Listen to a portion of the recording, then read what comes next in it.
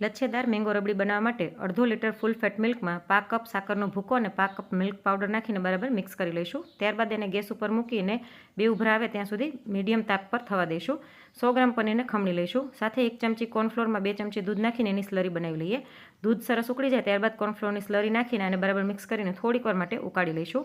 હવે ફ્લેવર માટે એલચીનો પાવડર અને વેનીલા એસન્સના થોડાક ડ્રોપ્સ નાખીને ખમણેલું પનીર નાખી દઈશું અને આને ધીમા તાપે થોડીક વાર માટે ઉકળવા દઈશું. તો કલાકો સુધી દૂધને ઉકાળવાની ઝંઝટ વગર લચ્છેદાર રબડી તૈયાર છે. આને નીચે લઈને ઠંડી થવા દઈએ.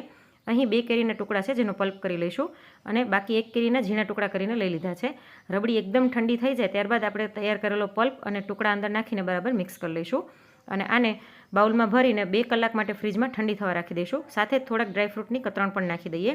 તો દૂધને કલાકો સુધી ઉકાળવાની ઝંઝટ વગર એકદમ ઘાટી મલાઈદાર લચ્છેદાર રબડી તૈયાર છે. તો આ ઉનાળાની સિઝનમાં તમે પણ એક વખત આ રેસીપી જરૂરથી ટ્રાય કરજો. ડિટેલ રેસીપીની લિંક નીચે આપેલી છે.